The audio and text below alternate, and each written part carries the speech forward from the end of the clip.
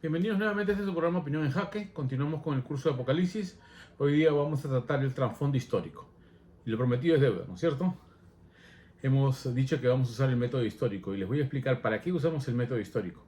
Necesitamos conocer la época en que se escribió el libro, porque eso va a alimentar mucho de las circunstancias internas que va a comunicar Juan. ¿Ya? Querramos o no, el libro es una respuesta a las vivencias de la iglesia del primer siglo. Y para esto vamos a ver las dos líneas teológicas que se plantean sobre la época en que se escribió el libro. Y el método histórico plantea entonces la recopilación de información tanto de fuentes externas como de fuentes internas. ¿A qué nos referimos con fuentes externas? Directamente nos referimos a los escritores de la época que usan el libro de Apocalipsis, porque ellos de forma paralela pueden darnos el panorama de la fecha en que se redactó el documento o la carta, en este caso de Apocalipsis. Hay dos posturas en la iglesia respecto a la fecha del libro de Apocalipsis, o a la fecha de redacción del libro de Apocalipsis. La primera es la temprana, que se ciña al contexto histórico de Nerón, el año 64 al 68, porque él empieza la primera persecución imperial contra la iglesia. La segunda que plantea la tardía, es en el caso de Domiciano, el hijo de Vespasiano, ¿no? O sea, y aquí vemos que la persecución, digamos que es una de las persecuciones más severas, se fecha entre el año 95 y 96, ¿no? Entonces, estas dos posturas tienen que ver qué fuentes indican la posible fecha temprana o tardía, ¿no? Aquí en el libro de Hendriksen hace un pequeño resumen que yo quiero resaltar en estos breves minutos para que tengamos una visión panorámica de lo que se trata, en este caso sobre la evidencia externa, ¿no es cierto?, sobre la composición del libro de Apocalipsis, ¿no? Aquí tenemos, por ejemplo, las fuentes externas.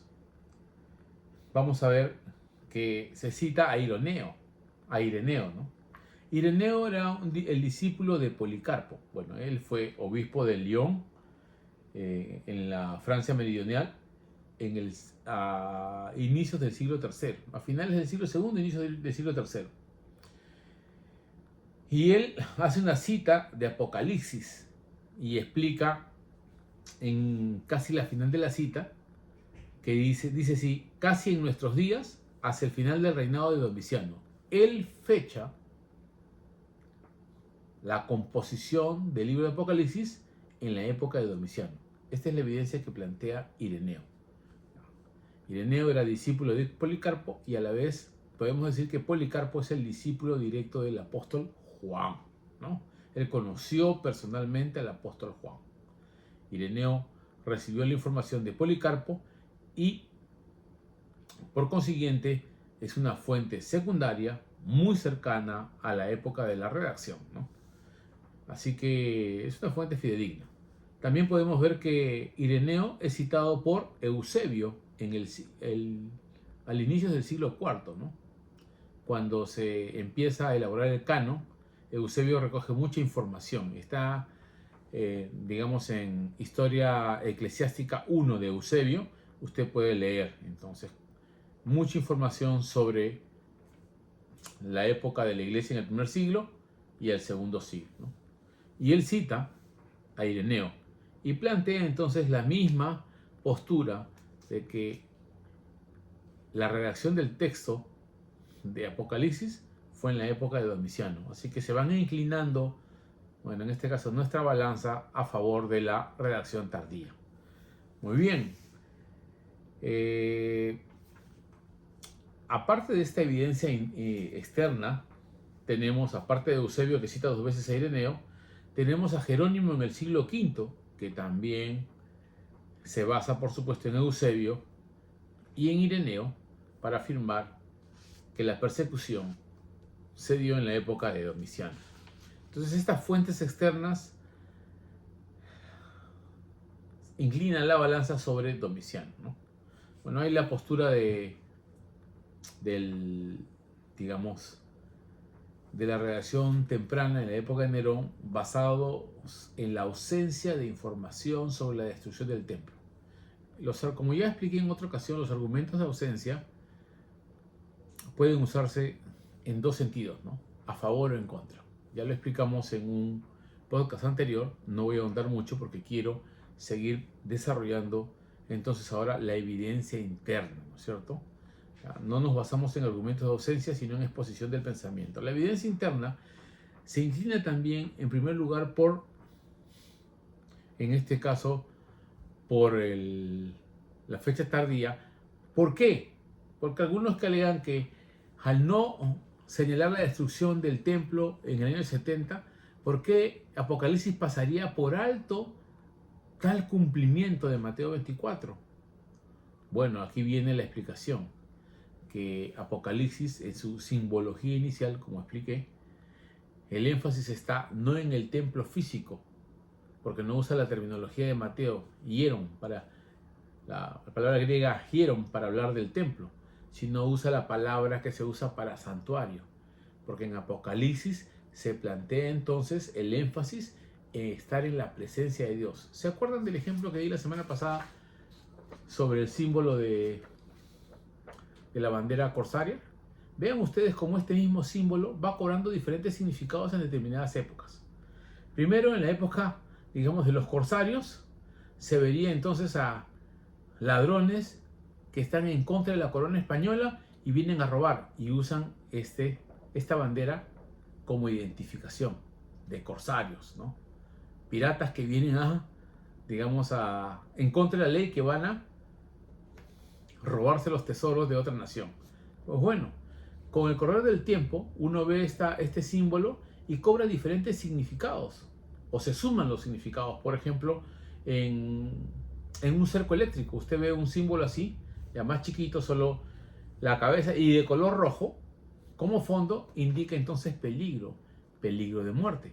Vean ustedes como un símbolo digamos, de acciones ilegales y de criminales pasa ahora a indicar en nuestra época peligro, ¿no? O, como dije también, en un envase de ácido muriático, ¿ya?, que indica peligro de muerte. En otros casos se designa la palabra, por ejemplo, al comercio ilegal, ¿no? O algún actividad, como sucedía en Lima, ¿ya?, alguna actividad de transporte urbano que estaban fuera de las líneas que habían sido favorecidas por la alcaldía, ¿no? O sea, tenían el permiso de la alcaldía para ejecutar determinadas líneas, ¿no? Y se le decía combi piratas, ¿no? O buses piratas, porque estaban fuera de la ley. Vean cómo un mismo símbolo va cambiando de significado en determinada época. Por eso es importante el contexto histórico, porque nos facilita identificar el significado original del símbolo, cómo lo usa el apóstol Juan. Como dije, usa ejemplos del Antiguo Testamento y una serie de ejemplos del Antiguo Testamento. Sin embargo, él le da un significado propio según el uso de la época, y añade significados, como hemos visto en las diferentes etapas, sobre el símbolo de los huesitos con la calavera, ¿no? ¿Ya?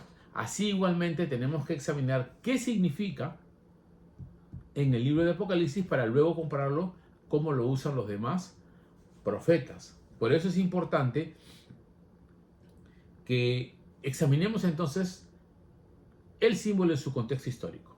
Bueno, volviendo a la explicación, plantean de que como Apocalipsis está hablando sobre vivir en la presencia de Dios, no se refiere al templo como se indica en Mateo capítulo 24, sino al santuario, al lugar santísimo, donde trama el sumo sacerdote una vez y para, digamos, por los pecados de todos. Ahora que ha sido roto el velo, el ingreso es para toda la iglesia, ¿no? Entonces es interesante cómo varía, ¿no?, esa apreciación. Otros plantean el número de la bestia, ¿no?, y lo quieren relacionar con Nerón. Aquí nuevamente, por el contexto histórico, se cita Ireneo, y si vemos todo el significado del 6666, que es el número para hacer un comercio, no hay ninguna indicación histórica que en la época de Nerón se haya marcado a la gente para que pueda comprar o vender. Por eso es que el símbolo pierde aplicación en la época de Nerón. Así que el número de la bestia tampoco favorece para indicar la redacción temprana. Otros plantean entornos a las iglesias, ¿no? Ya, entornos en las iglesias, ¿no? Aquí se habla de Juan, ¿no? En la época en que se escribió. Si uno se da cuenta, una lectura somera del libro de Apocalipsis nos va a indicar lo siguiente, que no se habla a una iglesia de la primera generación, porque no se le puede comparar con Hechos, que abarca los primeros 30 años de la vida cristiana, ¿no? Desde el año 30 hasta el año 60 de la muerte de Pablo, ¿no? Las epístolas paulinas, finales de 1 Timoteo, 2 Timoteo y Tito, que plantean del año 60 al año 64 en su segunda liberación, tampoco nos dan información de una iglesia constituida ya, ¿no? Pero en Apocalipsis se plantea un crecimiento de la iglesia, ¿no? Desde Éfeso, por supuesto, porque la mayoría de iglesias que rodean a la iglesia de Éfeso han sido fruto de su trabajo, ¿no? Y aquí viene entonces lo importante, que el entorno de las iglesias hablan de una segunda o tercera generación de cristianos y favorecen la redacción tardía, ¿no? Y eso se va, digamos, enriqueciendo a medida de que vamos viendo el contenido de Apocalipsis, ¿no? Otra evidencia interna es la persecución bajo Domiciano, porque se habla de manera clara que Clemente de Alejandría, que vivió en el comienzo del siglo III, comenta que Nerón y Domiciano fueron los únicos emperadores que calumniaron las enseñanzas cristianas, ¿no? Y acusaron el falso a los cristianos, ¿no? Y un siglo después Eusebio escribe que Domiciano se había convertido en sucesor de la campaña de hostilidad de Nerón hacia Dios. ¿Sí? Se plantea que ambos. Y se habla de Apocalipsis, ofrece una historia y profecía, realismo y idealismo, hechos e incertidumbre que se pueden ubicar coherentemente en la segunda etapa de la persecución imperial por causa de Domiciano. Así que este asunto va creciendo y podemos tener un claro pensamiento para inclinando la balanza, que la redacción fue tardía y no temprana. Bueno, creo que bajo este panorama podríamos decir entonces por qué es importante ver la etapa histórica de la iglesia.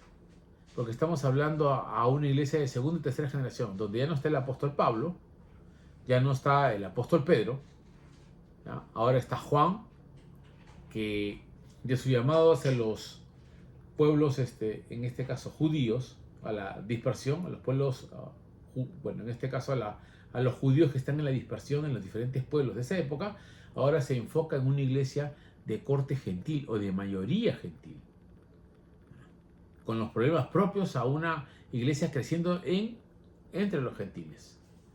Y esto es importante porque ya no se va a ver a Juan joven, sino mayor, adulto, ¿no? Ya luchando con los años. Y esto nos abre un panorama más amplio para comprender el libro de Apocalipsis, ¿no? Porque tiene este lenguaje figurado, este lenguaje simbólico, en conflicto con las ideas de la época, ¿no? Así que, bajo esta perspectiva, el trasfondo histórico es fundamental para entender Apocalipsis. La fecha tardía es la más propicia para entender la condición de la iglesia y el crecimiento que ha tenido, y ante la ausencia de apóstoles referentes como Pablo y Pedro, ahora Juan, ya adulto, va a Éfeso y plantea un trabajo desde ahí para mantener a la iglesia en tranquilidad.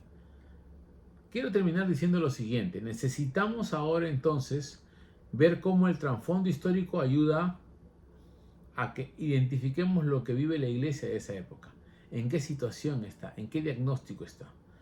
Y también nos facilita la comprensión de una terminología y de una simbología de la época, ¿no? Esto va a ser necesario para que sigamos creciendo en la comprensión de Apocalipsis. Quiero plantear lo siguiente también, que vamos a hacer una lectura del pasaje para ver el bosquejo y la forma del diseño del texto, que tiene un diseño de la época como se redactaba en esa época, pero con la peculiaridad de la revelación especial de Dios, porque Dios habla en un contexto histórico y que tienen, en este caso, formas estructuradas de literatura. Sin embargo, Dios usa ese medio para comunicar la verdad, pero con la información que corresponde a la revelación que va acorde con todo el pensamiento bíblico. Así que los espero en la siguiente lección y no se olviden que vamos a empezar clases privadas con aquellos que se han inscrito para este curso. Agradezco a todos por su tiempo, Dios los bendiga, nos vemos la próxima semana.